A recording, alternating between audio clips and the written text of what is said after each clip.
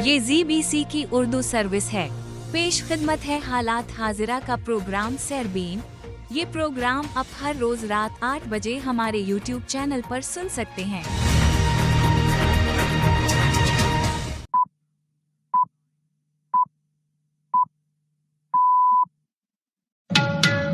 सनीचर 17 मई के सरबीन से जावेद चौधरी का सलाम।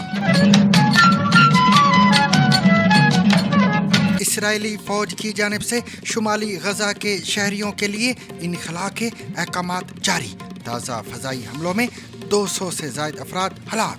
A very bloody night here in the Jabalia refugee camp.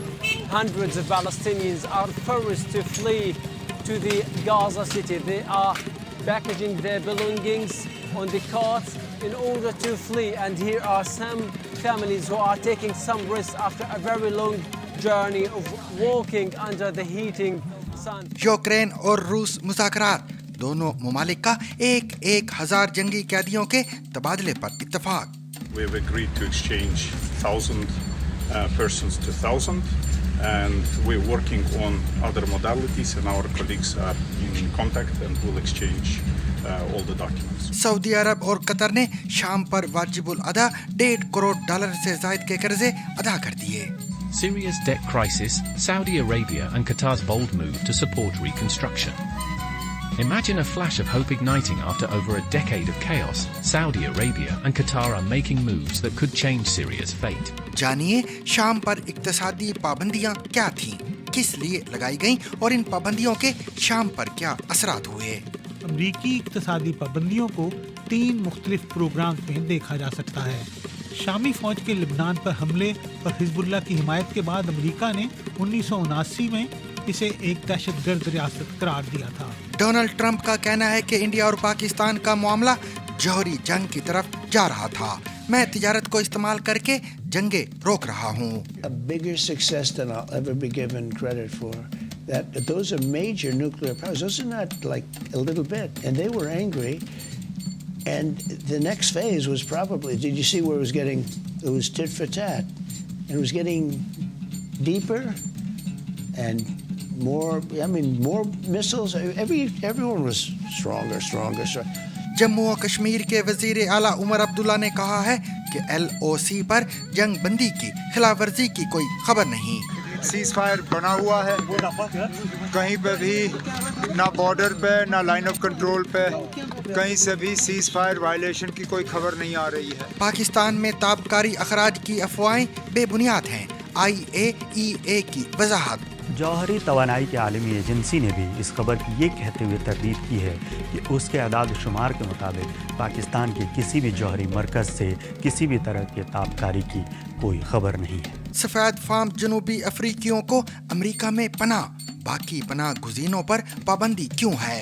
ये जनूबी अफ्रीका के सफ़ेद फार्म बाशिंदों का ग्रुप है जिन्हें बहुत जल्दी में अमेरिका ने पनाह गुज़ीन का दर्जा दे दिया है। ऐसे वक्त में जब ट्रंप इंतज़ामिया ने इमिग्रेशन पर सख्ती का ऐलान किया है, ये इक़दाम हैरान कुन है। और आज का बड़ा मौजू, क्या मसला कश्मीर के बगैर पाकिस्तान और भारत में पायदार अमन मुमकिन है, भी सरबीन में शामिल है। मगर पहले अहम आलमी खबरों का खुलासा।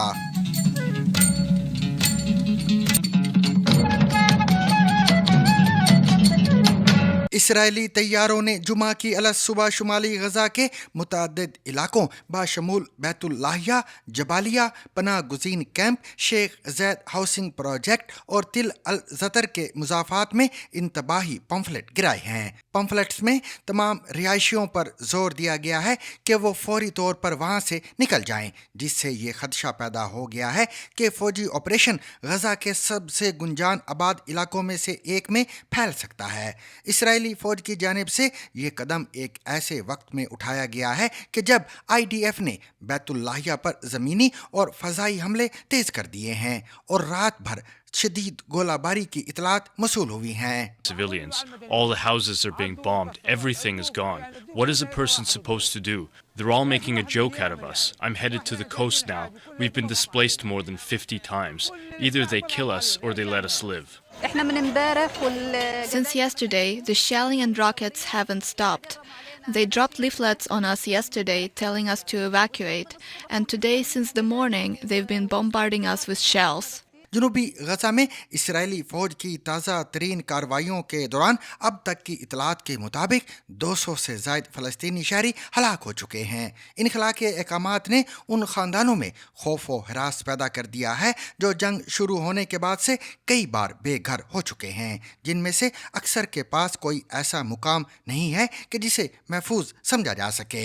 मंगल के रोज़ शुमाली गजा में वाक़े यूरोपी गजा अस्पताल पर किए गए हमले में 28 अफराद जाँ बहक और दर्जनों जख्मी हो गए थे। हमले के वक्त अस्पताल में मौजूद डॉक्टर टॉम पोटोकर के मुताबिक बमबारी के मनाजर इंतहाई हौलनाक थे और मरीजों समेत तिब्बी अमला शदीद खौफ का शिकार रहा।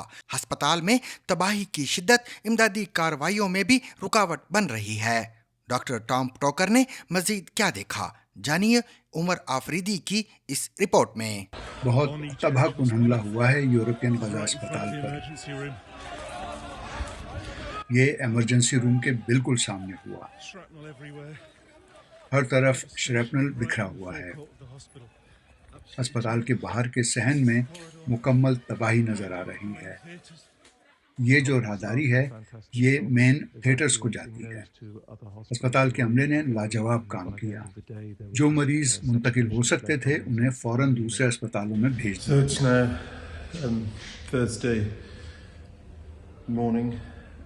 अब जुमेरात की सुबह है। मेरे ख्याल में अब सिर्फ 3 मरीज बाकी हैं आईसीयू में जिन्हें निकालना है। गुज़श्ता 2 दिनों में यहाँ जो गुजरा है ये उसकी एक मुख्तसर सी झलक है। बाकी जैसा कि आप देख सकते हैं अस्पताल खाली हो चुका है। मैं खुद यूरोपियन गजा अस्पताल में काम कर रहा था। हम ऐसे मरीजों का इलाज कर रहे थे जो बहुत ज़ख्मी थे। कुछ के ज़ख्मों में कीड़े तक पड़ गए थे। ज़ख्म इन्फेक्टेड थे। कई मरीजों के आज़ा काटने पड़े। सिर्फ 2 साल के बच्चे शदीद आसाबी मसाइल और दिमागी चोटों के साथ लाए गए और ऊपर से ये नाकाबंदी जिसकी वजह से खाने पीने की अशिया, मेडिकल सप्लाईज, सर्जिकल साजो सामान कुछ भी अंदर नहीं आ रहा। हम अभी यूरोपियन गजा अस्पताल से निकले हैं। मैं और मालिना अब वापस गेस्ट हाउस की तरफ जा रहे हैं। देखते हैं क्या कर सकते हैं और आगे कहाँ जाना। This was the biggest hospital in the south, that also offered specialist surgical services. ये इलाके का सबसे बड़ा अस्पताल था, खास तौर पर सर्जरी के लिए। हालिया हमलों के बाद ये अस्पताल किसी भी मरीज को इलाज फराहम करने के काबिल नहीं रहा। यूक्रेन और रूस के दरमियान पहले बाज़ाबिता मुज़ाकराती अमल के आगाज़ पर दोनों ममालिक ने एक दूसरे के 1,000 जंगी कैदियों को रिहा करने पर इत्तफाक कर लिया है। जुमे को तुर्की के शहर इस्तांबुल में रूस और यूक्रेन जंग के 3 बरस बाद पहले बाज़ाबिता बातचीत के अमल का आगाज़ हुआ है। जुमे को सफारतकारी में एक अहम पेशरफ्त के नतीजे में यूक्रेन और रूस के वफूद मार्च 2022 के बाद पहली बार बातचीत के लिए आमने सामने आए। इन मुज़ाकराती अमल के लिए तुर्की और अमेरिका समेत दीगर ममालिक ने दोनों फरीकैन पर दबाव डाला और बातचीत के अमल की हौसला अफजाई की, जिसके बाद ये मामला पहले मरहले में यहाँ तक पहुँचा है। दोनों हरीफ ममालिक के दरमियान मुज़ाकरात के आगाज़ में दोनों जानिब से कोई मुसाफा नहीं किया गया और यूक्रेनी वफ्द में शामिल आधे से ज़्यादा अफराद ने फ़ौजी वर्दियाँ पहन रखी थीं ताकि ये याद दहानी करवाई जा सके कि उनका मुल्क हमले की जद में है।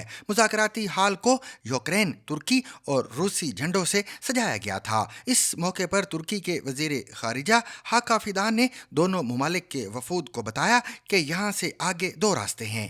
एक रास्ता अमन की तरफ जाता है और दूसरा मज़ीद हलाकतों और तबाही की तरफ जाता है। ये बातचीत 2 घंटे से भी कम जारी रही और जल्दी शदीद इख्तलाफात सामने आ गए। यूक्रेन के एक एहलकार के मुताबिक क्रेमलिन ने नए और नाकाबिले कबूल मुतालबात किए हैं। इसमें जंग बंदी के बदले में कीव का अपने ही इलाके के बड़े हिस्सों से अपनी फौजों को हटाने पर इसरार करना भी शामिल है, जबकि जंग बंदी के अहम मामले पर कोई पेशरफ्त नहीं हुई है। ताहम दोनों फरीकों ने 1000 जंगी कैदियों को रिहा करने पर इतफाक कर लिया है। We have agreed to exchange 1,000 persons to 1,000, and we're working on other modalities, and our colleagues are in contact and will exchange all the documents. We agreed each country will present its vision for a possible future ceasefire, in detail, in writing.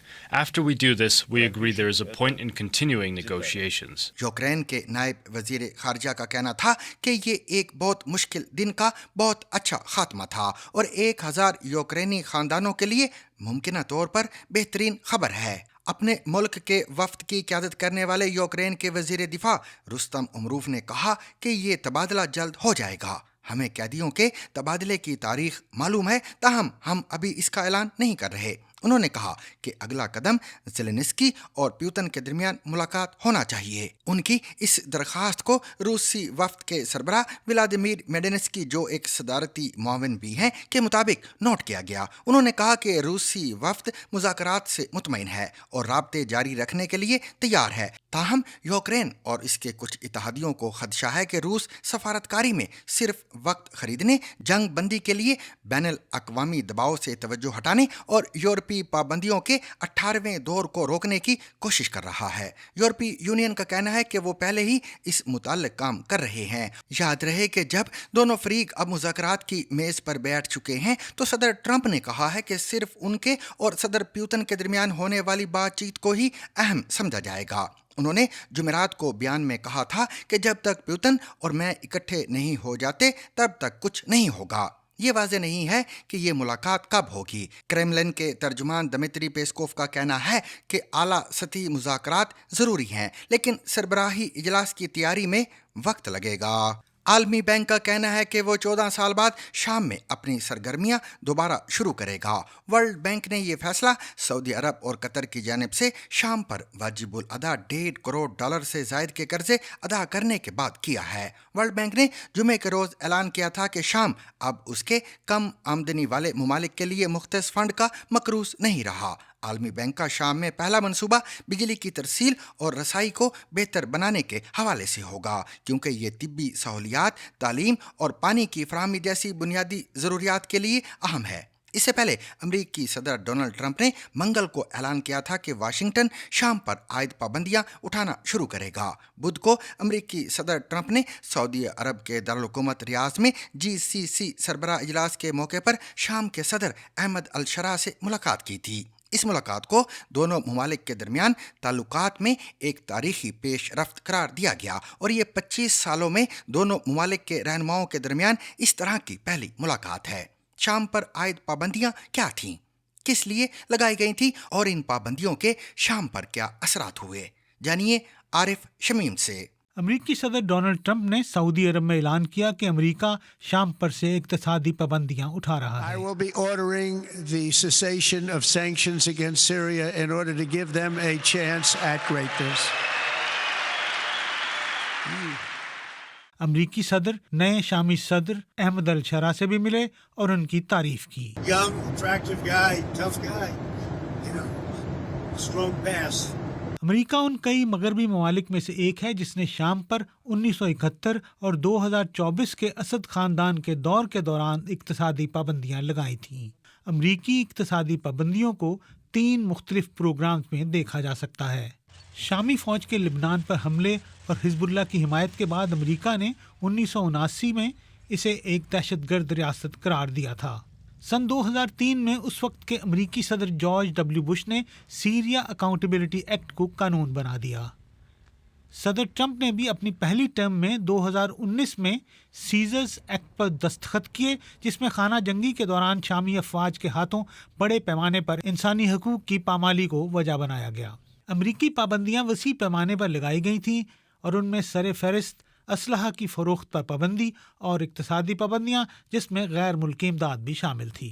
شام میں امریکی سرمایہ کاری پر مکمل پابندی عائد کر دی گئی اور شامی حکومت اور اس سے وابستہ کئی افراد کے امریکہ میں اثاثے منجمد کر دیے گئے۔ امریکہ نے شامی باغی گروپ حیات التحریر الشام کے سربراہ احمد الشرع کو پکڑنے کے لیے ان کے سر کی قیمت $10 ملین بھی لگائی۔ پابندیوں کی وجہ سے شامی معیشت اور ملک میں معمول کی زندگی پر گہرا اثر پڑا تھا۔ روزمرہ کے استعمال کی چیزیں جن میں تیل سے لے کر دوائیاں تک شامل تھیں ملنا مشکل ہو گئیں اور انسانی بنیادوں پر کام کرنے والی تنظیموں کے لیے کام کرنا تقریباً ناممکن ہو گیا۔ کیونکہ فائنینشیل ٹرانزیکشنز یعنی مالیاتی لین دین پر بہت پابندیاں تھیں، اس لیے امپورٹ ایکسپورٹ کے لیے کمپنیوں کی مشکلات میں اضافہ ہوا، جس کی وجہ سے بلیک مارکیٹ کو فروغ ملا۔ اقتصادی پابندیوں کے اٹھنے کا مطلب ہے کہ اب غیر ملکی سرمایہ کاری شام میں آ سکے گی، جس سے نہ صرف لوگوں کو روزگار ملے گا بلکہ آہستہ آہستہ اقتصادی طور پر ملک مضبوط بھی ہوگا۔ لیکن ماہرین کہتے ہیں کہ اس میں ایک لمبا عرصہ لگے گا اور اقتصادی پابندیاں اٹھانے کا عمل ابھی تک غیر واضح ہے۔ امریکہ کے صدر ڈونلڈ ٹرمپ نے کہا ہے کہ وہ 2 جوہری طاقتوں کو جنگ کے دہانے سے واپس لائے ہیں۔ امریکی خبر رساں ادارے فاکس نیوز کو دیے گئے ایک انٹرویو میں امریکی صدر کا کہنا تھا کہ انڈیا اور پاکستان کے درمیان حالیہ کشیدگی کا معاملہ چھوٹا نہیں تھا۔ انہوں نے کہا کہ وہ دونوں غصے میں تھے، یہ معاملہ بہت سنگین ہو رہا تھا، ہر ایک پہلے سے شدید میزائل حملے کر رہا تھا۔ انہوں نے تسلیم کیا کہ یہ معاملہ جوہری جنگ کی جانب جا رہا تھا، یہ ہو سکتا تھا، نفرت بہت بڑھ چکی تھی۔ A bigger success than I'll ever be given credit for. That those are major nuclear powers. Those are not like a little bit. And they were angry. And the next phase was probably, did you see where it was getting, it was tit for tat.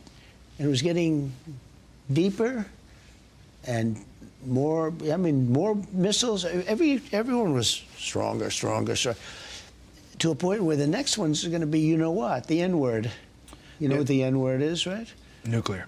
Yeah.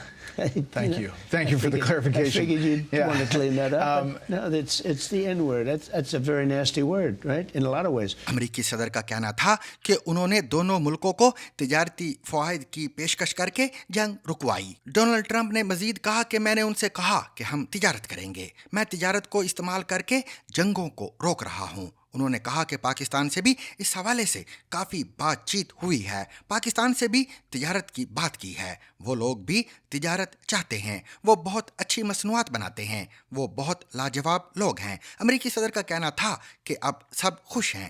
میں نے اپنے لوگوں سے کہا کہ چلو اب جلدی سے پاکستان کے ساتھ تجارت کرو، کیونکہ میں اپنی بات کا پکا آدمی ہوں۔ انڈیا کے حوالے سے بات کرتے ہوئے امریکی صدر کا کہنا تھا کہ وہ تجارت چاہتے ہیں، ان کے ہاں بہت زیادہ محصولات ہیں، وہ اپنی محصولات 100% تک کم کرنا چاہتے ہیں۔ The N-word used in a nuclear sense, that's the worst thing that can happen. And I think they were very close. The hatred was great.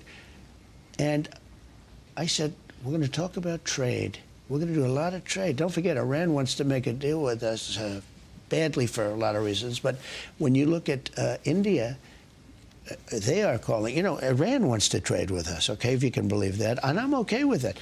I'm using trade to settle scores and to make peace. انہوں نے بتایا کہ دنیا بھر میں سب لوگ ہم سے معاہدہ چاہتے ہیں، لیکن میں سب کے ساتھ معاہدے نہیں کروں گا۔ انہوں نے کہا دنیا میں 150 ملک ہیں جو امریکہ سے تجارتی معاہدے چاہتے ہیں، لیکن میں نے حدود مقرر کی ہیں۔ انڈیا کے زیر انتظام جموں و کشمیر کے وزیر اعلیٰ عمر عبداللہ نے انڈیا اور پاکستان کے درمیان جنگ بندی کے بعد جموں و کشمیر کی تازہ ترین صورتحال کے بارے میں بات کی ہے۔ سنیچر کو صحافیوں سے بات کرتے ہوئے انہوں نے کہا کہ سرحد یا LOC پر کہیں سے بھی جنگ بندی کی خلاف ورزی کی کوئی خبر نہیں ہے۔ فی الحال پہلے ہونے والے نقصان کا اندازہ لگایا جا رہا ہے۔ انہوں نے کہا کہ نقصان کی تشخیص کی رپورٹ آنے کے بعد ہم ایک معاوضہ پیکج تیار کریں گے جسے ہم اپنے طور پر کر سکتے ہیں، اور اگر ہمیں مرکزی حکومت سے مدد کی ضرورت ہوئی تو ہم ان سے اس کے لیے بھی کہیں گے۔ سیز فائر بنا ہوا ہے، کہیں پہ بھی نہ بارڈر پہ نہ لائن آف کنٹرول پہ کہیں سے بھی سیز فائر وائلیشن کی کوئی خبر نہیں آ رہی ہے۔ اب جیسے میں نے موقع پہ آپ سبوں سے بات کی، اس کے بعد علیحدہ آپ لوگوں سے بات کی، فی الحال جو نقصان ہوا ہے اس کا معائنہ کیا جا رہا ہے، اس کی اسیسمنٹ کی جا رہی ہے۔ ڈیمیج اسیسمنٹ رپورٹ ہمارے پاس آ جائے تو پھر ان کے لیے جو کمپنسیشن کا پیکیج ہمیں تیار کرنا ہوگا وہ ہم کر لیں گے. جو ہم خود اپنے ہاتھوں سے کر سکیں گے کر لیں گے. جو باقی ہمیں مرکز کی مدد کی ضرورت ہوگی ہم مرکز سے مانگ لیں گے. بین الاقوامی جوہری توانائی ایجنسی IAEA نے واضح کیا ہے کہ پاکستان میں تابکاری کا کوئی اخراج نہیں ہوا. یہ وضاحت بھارت میں گردش کرنے والی ان افواہوں کے بعد سامنے آئی ہے جن میں پاکستان میں جوہری حادثے کا دعویٰ کیا جا رہا تھا. ماہرین کا کہنا ہے کہ اس طرح کی بے بنیاد خبریں خطے میں غیر ضروری خوف و ہراس پھیلاتی ہیں. بین الاقوامی جوہری توانائی ایجنسی نے مزید کیا کہا ہے، جانیے نیاز فاروقی اور تپس ملک کی اس رپورٹ میں. انڈیا اور پاکستان میں جاری کشیدگی کے دوران ایک بار پھر سے دونوں ممالک کے جوہری ہتھیار خبروں میں ہیں. اس کی وجہ انڈین ذرائع ابلاغ پر زیر گردش دعوے ہیں جن میں کہا جا رہا ہے کہ گزشتہ ہفتے انڈیا نے پاکستان میں موجود ایک جوہری مرکز کو نشانہ بنایا تھا. انڈین حکومت نے پاکستان کے کئی دفاعی ٹھکانوں کو نشانہ بنانے کا دعویٰ تو ضرور کیا ہے، لیکن اس نے اس بات کی تردید کی ہے کہ اس نے کسی پاکستانی جوہری سینٹر کو نشانہ بنایا ہو. جوہری توانائی کی عالمی ایجنسی نے بھی اس خبر کی یہ کہتے ہوئے تردید کی ہے کہ اس کے اعداد و شمار کے مطابق پاکستان کے کسی بھی جوہری مرکز سے کسی بھی طرح کی تابکاری کی کوئی خبر نہیں ہے. اس کی شروعات چند اوپن سورس ریسرچ کے ماہرین اور تبصرہ نگاروں کے قیاس آرائیوں سے ہوئی. چند نے کہا کہ نیوکلیئر ریڈیشن ناپنے والی ایک امریکی جہاز پاکستان کے دورے پر ہے، جس سے ظاہر ہوتا ہے کہ ملک میں کچھ غیر معمولی ضرور ہوا ہے. چند نے پاکستان میں پچھلے ہفتے ہوئے زلزلوں کو بھی جوہری دھماکوں سے جوڑ دیا. حالانکہ انڈیا میں ماہرین کا کہنا ہے کہ زلزلہ اور جوہری دھماکوں کے اثرات مختلف ہوتے ہیں. ماہرین یہ بھی کہتے ہیں کہ انڈیا کا مقصد پاکستان کے جوہری ہتھیار کو نشانہ بنانا بالکل نہیں تھا، بلکہ انڈیا نے اگر کسی جوہری سینٹر کو ہدف بنایا ہوتا تو اسے چھپانا بہت مشکل ہوتا. وہ اس لیے کہ تابکاری کے کسی بھی طرح کے رساؤ کی صورت میں بڑے پیمانے پر مقامی آبادی کو فوری طور پر علاقے سے منتقل کرنا ضروری ہوتا ہے، کیونکہ جوہری ہتھیار کی تابکاری سے فوری طور پر موت ہو سکتی ہے.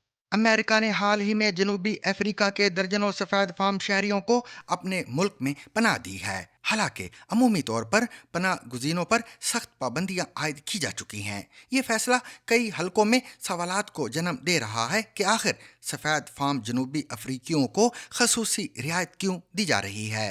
ماہرین کا کہنا ہے کہ اس اقدام کے پیچھے سیاسی، نسلی اور سفارتی عوامل کار فرما ہو سکتے ہیں.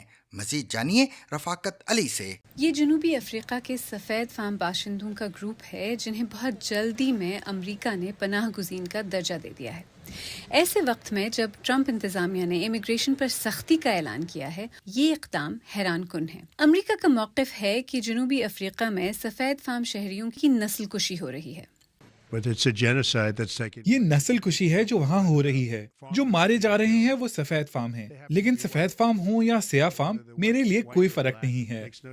مگر جنوبی افریقہ کی وزارت خارجہ نے واضح کیا ہے کہ نہ کوئی زمین ضبط ہوئی، نہ بڑے پیمانے پر قتل کے شواہد موجود ہیں.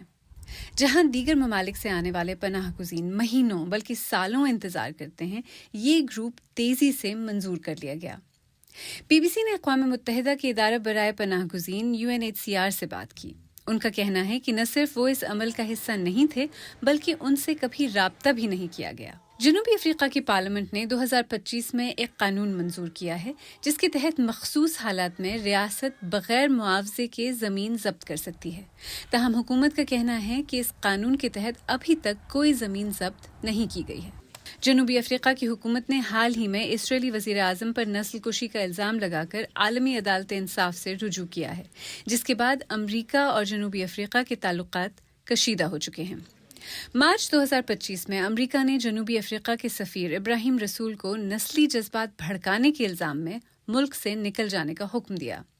ایک طرف دنیا بھر سے پناہ گزینوں پر سختی اور دوسری طرف افریکانز کمیونٹی کے لیے خصوصی راستہ. کیا یہ انسانی ہمدردی ہے یا ایک الگ معیار؟ پاکستان اور بھارت ایک بار پھر جنگ کے دہانے پر پہنچ گئے اور اس بار بھی کشیدگی کا آغاز کشمیر سے ہوا. دونوں ممالک کی ایٹمی طاقت اور بڑھتی ہوئی تلخی نے عالمی برادری کو بھی تشویش میں مبتلا کر دیا. یہاں تک کہ امریکی صدر ٹرمپ نے ثالثی کی پیشکش بھی کی. ماہرین کا کہنا ہے کہ جنوبی ایشیا میں مستقل امن اور دوستی کے لیے مسئلہ کشمیر کا حل ناگزیر ہے. تو کیا مسئلہ کشمیر حل کیے بغیر پاکستان اور بھارت میں پائیدار امن ممکن ہے؟ इसी सवाल का जवाब तलाश करने की कोशिश की है हमारी साथी आलिया नास्की ने। डोनाल्ड ट्रंप कहते हैं कि वो मसले कश्मीर को हल करने में इंडिया और पाकिस्तान की मदद करेंगे। I said, I could settle that up. I can settle anything. Let me settle it up. Let's get them all together. How long have you been fighting?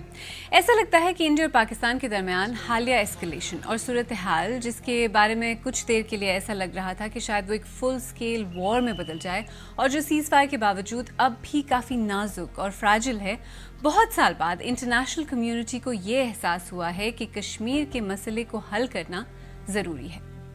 India और पाकिस्तान पिछले 10 साल में कई बार एक फुल स्केल वॉर के बहुत करीब आ चुके हैं। हर बार बात कश्मीर से शुरू हुई। 1998 में होने वाले एटमी तजर्बों के बाद दोनों ममालिक ने अपने अपने न्यूक्लियर आर्सेनल्स भी बनाना शुरू कर दिए, जिसके बाद दोनों के दरमियान जंग सिर्फ इस खित्ते इन दो ममालिक के लिए ही नहीं बल्कि पूरी दुनिया के लिए एक और भी बड़ा खतरा बन गई है। इस पस मंज़र में आज सैरबीन में हम एक बुनियादी सवाल का जवाब देने की कोशिश करेंगे। इस खित्ते में इन दोनों ममालिक के दरमियान जंग से बचने के लिए मसले कश्मीर को हल करना क्यों जरूरी है।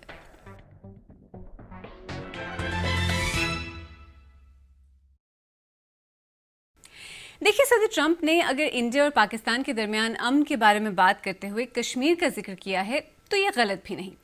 1000 साल से न सही, लेकिन इंडिया और पाकिस्तान पिछले 78 बरस में कश्मीर की वजह से कम 2 भरपूर जंगें लड़ चुके हैं। 1947 में बरसगीर की तकसीम और इंडिया और पाकिस्तान के क़याम के कुछ ही माह बाद इंडिया और पाकिस्तान ने कश्मीर पर अपनी पहली जंग लड़ी। ये जंग 1948 में ख़त्म हुई और इसमें हज़ारों जानें गईं। 1965 में दोनों ममालिक ने कश्मीर पर अपनी दूसरी जंग लड़ी। एक बार फिर हज़ारों लोग हलाक हुए और फिर जनवरी 1966 में अमेरिका और सोवियत यूनियन की सालिसी के ज़रिए होने वाले ताशकंद मुज़ाकरात के बाद दोनों मुल्क जंग में हासिल की गई ज़मीनें वापस करने और अपनी फ़ौजें वापस बुलाने पर राज़ी हुए। इन दो भरपूर जंगों के अलावा 1998 के एटमी धमाकों के बाद 1999 में होने वाली महदूद कारगिल वॉर में भी भारी जानी नुकसान हुआ। उस वक्त भी एक न्यूक्लियर कॉन्फ्लिक्ट का खौफ हकीकत बनता नजर आ रहा था और अमेरिका ने दोनों ममालिक के दरमियान मीडिएशन करके लड़ाई रुकवाई। कश्मीर के मसले की तारीख पर प्रोग्राम में आगे चलकर तफसील से नजर डालेंगे, लेकिन यहाँ पर यह समझना ज़रूरी है कि अगर एक तरफ पाकिस्तान मुसलसल कश्मीर के मसले को इंटरनेशनलाइज करने की कोशिश करता रहा है, तो दूसरी तरफ इंडिया की कोशिश ये रही है कि वो इसे एक बैनुल अक़वामी मसला बनने से रोके। 2019 में इंडिया ने अपने आईन में तरमीम करके यकतरफा तौर पर आर्टिकल 370 को ख़त्म कर दिया। कश्मीर का इंडिया के साथ इल्हाक इसी आर्टिकल के तहत हुआ था और ये कश्मीर की नीम खुद मुख्तारी और खुसूसी हैसियत की बुनियाद था। इसे ख़त्म करके इंडिया ने यह पैगाम दिया कि कश्मीर इंडिया की किसी भी दूसरी रियासत की तरह ही है और कुछ नहीं। अमेरिका ने कहा कि कश्मीर इंडिया का अंदरूनी मामला है और अमेरिका खित्ते में अमन चाहता है। उस वक्त ऐसा लगा कि पाकिस्तान की कोशिशें आखिरकार नाकाम हो गई हैं। फिर कुछ साल बाद पहलगाम में होने वाला शिद्दत पसंद हमला और फिर एक बार जंग के बादल, हलाकतें, न्यूक्लियर एस्केलेशन का खतरा और कश्मीर एक बार फिर एक फ्लैश पॉइंट। ये एस्केलेशन फिलहाल तो रुक गई है, लेकिन दोनों तरफ से बयानात सुनकर ऐसा लगता है कि ये सीज़ फायर बहुत नाजुक, बहुत फ्रैजाइल है और इस सब के दरमियान कश्मीर अब भी गैर यकीनी से दो चार है। 22 अप्रैल को पहलगाम में सयाहों पर होने वाले शिद्दत पसंद हमले में 26 अफराद हलाक हुए। इसके बाद जहां एक तरफ इंडिया पाकिस्तान जंग के दहाने पर पहुंच गए, तो दूसरी तरफ इंडिया के ज़ेर इंतज़ाम कश्मीर में हुकूमती कार्रवाई में हज़ारों अफराद को गिरफ्तार किया गया। कई ऐसे रिहायशी मकानों को तबाह किया गया जिनके बारे में हुकूमत का कहना है कि ये शिद्दत पसंदों के ख़ानदान वालों के घर थे और ख़ित्ते में मज़ीद फ़ौजें भेजी गईं। इनफैक्ट जब इंडिया और पाकिस्तान एक दूसरे पर मिसाइल्स और ड्रोन से हमले कर रहे थे, उस दौरान भी कश्मीर में कई मकामात पर छापों और गिरफ्तारियों का सिलसिला जारी था। ऐसे में श्रीनगर में, कश्मीर में इस जंगबंदी के बाद इस वक्त किस तरह का माहौल है? BBC के नामानिगार रियाज मसरूर श्रीनगर में है। गुज़िश्ता हफ्ते 4 रोज तक इंडिया और पाकिस्तान की मिलिट्रीज के दरमियान जो टेंशन थी, जो टकराव था, उससे यहाँ के लोगों को लगता था कि एक बहुत बड़ी तबाही आने वाली है। लेकिन जब बिलाखिर सीज़ फायर हुआ तो उसके बाद ज़िंदगी दोबारा पटरी पर लौटने लगी।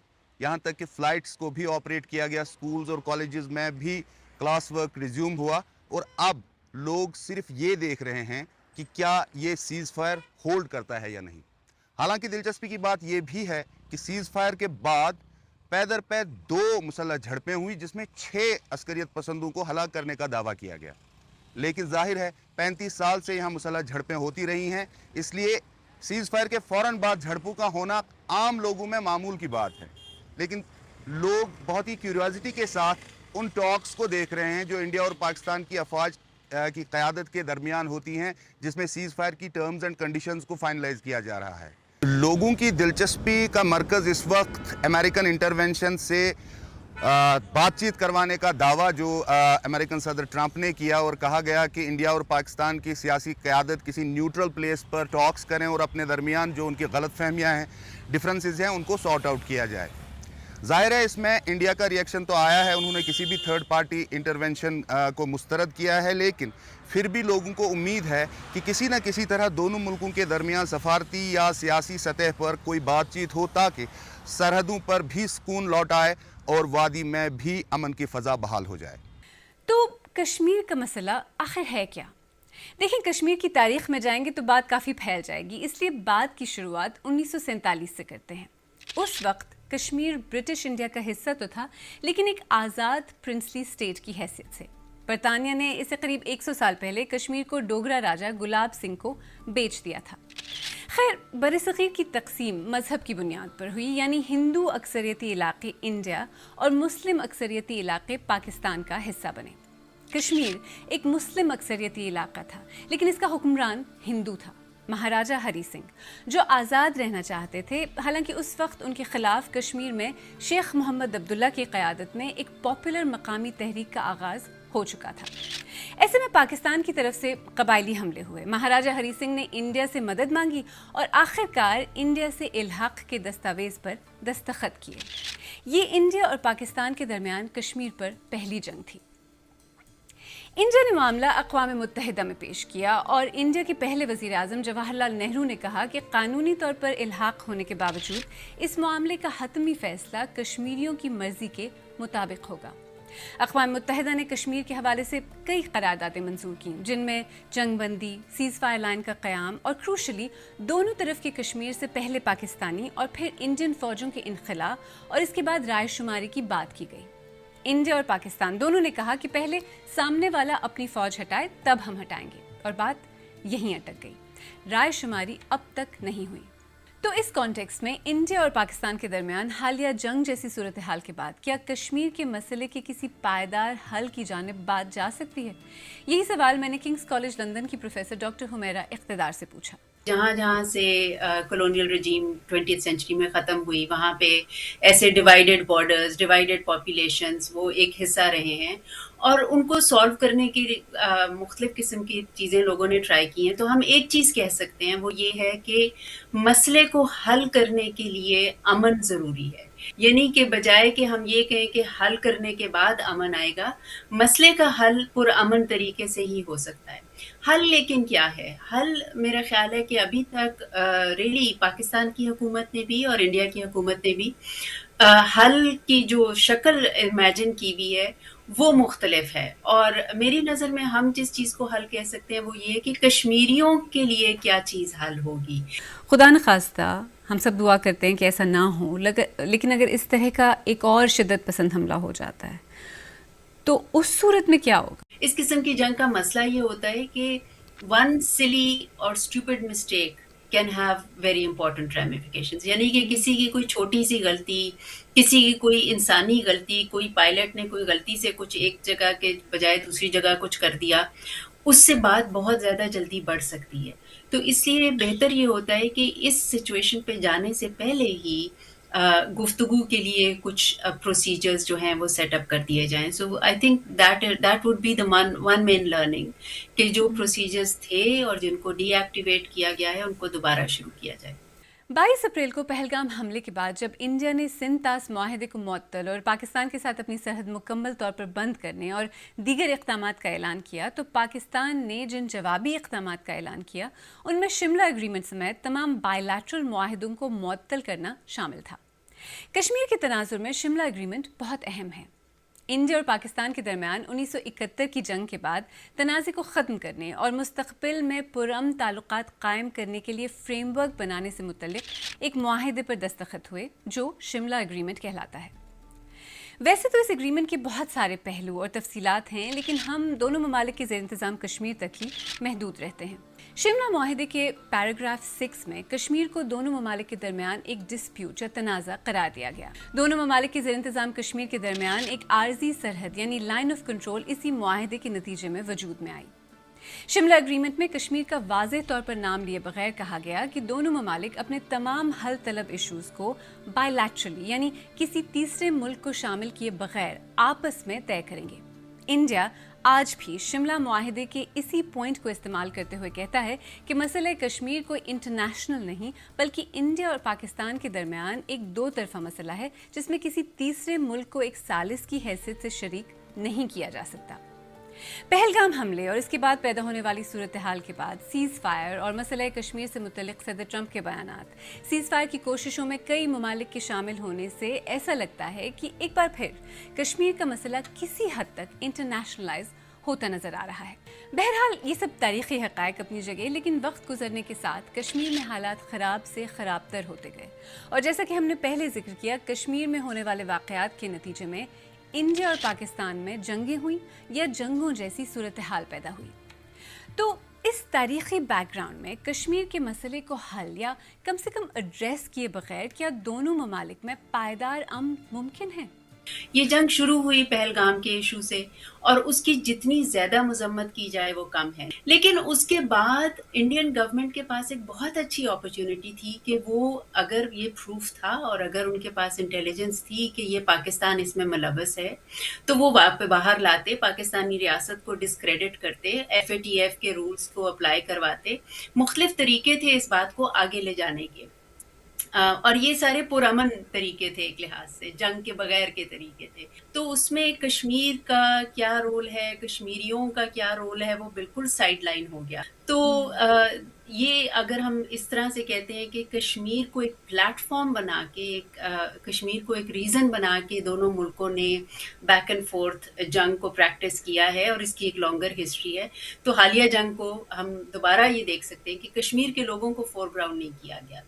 اس دوران انڈیا نے پاکستان پر کشمیر میں مداخلت اور بقول اس کے شدت پسند عناصر کی پشت پناہی کا اور کشمیر اور انڈیا کے دیگر شہروں میں ہونے والے شدت پسند حملوں کا الزام لگایا ہے، خاص طور پر کشمیر میں مسلح تحریک کے شروع ہونے کے بعد. پاکستان نے ہمیشہ کشمیریوں کی تحریک کی حمایت کرنے کا دعویٰ کرتے ہوئے انہیں کسی بھی طرح کی عسکری مدد دینے کے الزامات کی تردید کی ہے.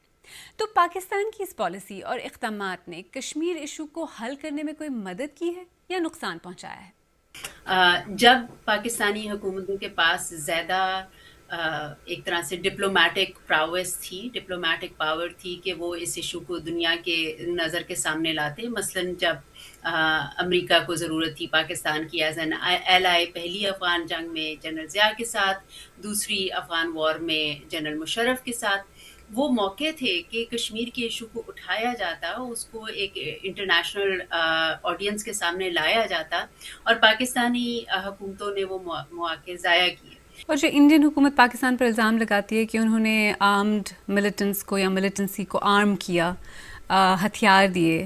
دیکھیں، پاکستان کی حکومت نے کچھ چیزیں ٹرائی کی، لیکن اس کو سب سے پہلے کشمیریوں نے ریجیکٹ کیا، and that is the fundamental thing. Kashmiri groups نے لشکر طیبہ کو باہر نکالا، کشمیری سوسائٹی نے اس قسم کے گروپس کو ریجیکٹ کیا. بٹ اگر سوال یہ ہے کہ پاکستان کی یہ پالیسی کامیاب ہوئی یا نہیں، تو اس کا جواب ہے کہ نہیں کامیاب ہوئی. In fact it was a short sighted, misguided policy جو کہ ناکام ہو.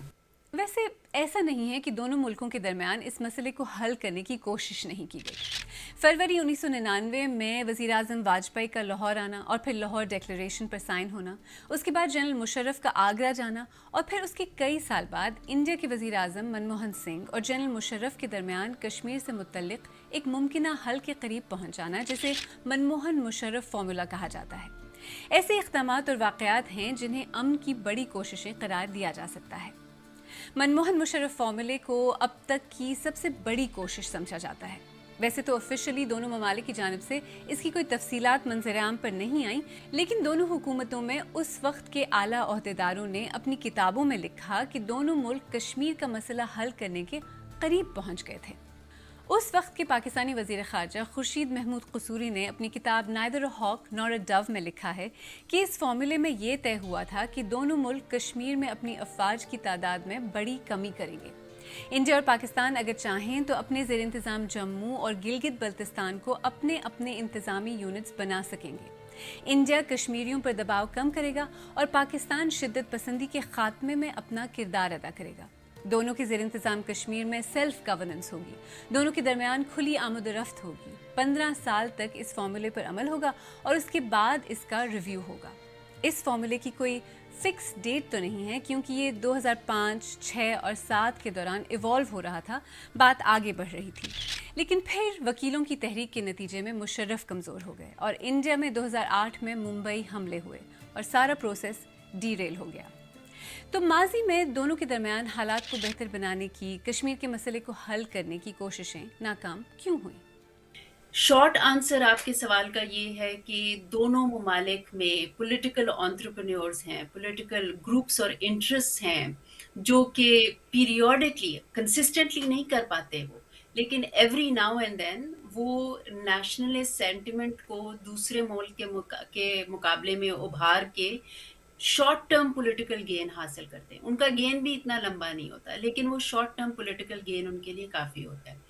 पाकिस्तान के केस में this is the role that the military has played. India के अंदर मुख्तलिफ गवर्नमेंट्स ने के थोड़ी बहुत वेरिएशन रही है, लेकिन हम देखते हैं कि पिछले 10 साल से मोदी रजीम के अंडर पाकिस्तान को एक टेररिस्ट स्टेट के तौर पे, यानी कि एक टेररिस्ट स्टेट का लक़ब दे के पाकिस्तान के साथ डील करना उनके लिए भी पॉलिटिकली फ़ायदेमंद रहा है और उन्होंने उस चीज़ को बार बार उभारा है।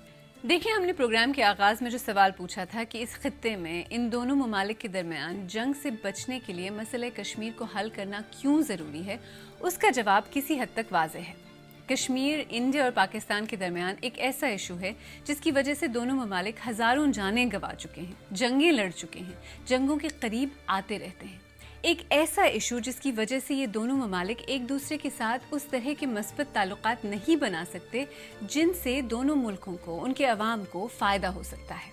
और ये याद रखना भी ज़रूरी है कि इस सब में कश्मीर के अवाम भी एक स्टेक होल्डर हैं और इन दोनों मुल्कों के दरमियान कशीदगी, अदम एतमाद और जंगों की सबसे बड़ी कीमत हर बार वही चुकाते हैं। पहलगाम में होने वाले एक शिद्दत पसंद हमले ने दोनों मुल्कों को एक बार फिर जंग के बिल्कुल करीब पहुंचा दिया था। एक ऐसी जंग जो एक एटमी जंग भी बन सकती थी। ये जंग तो फिलहाल टल गई है, लेकिन कश्मीर के मसले को रिजॉल्व किए बगैर जंग का खतरा खत्म नहीं हुआ है। सामीन, इसके साथ ही आज का सैरबीन अपने इख्तिताम को पहुंचा।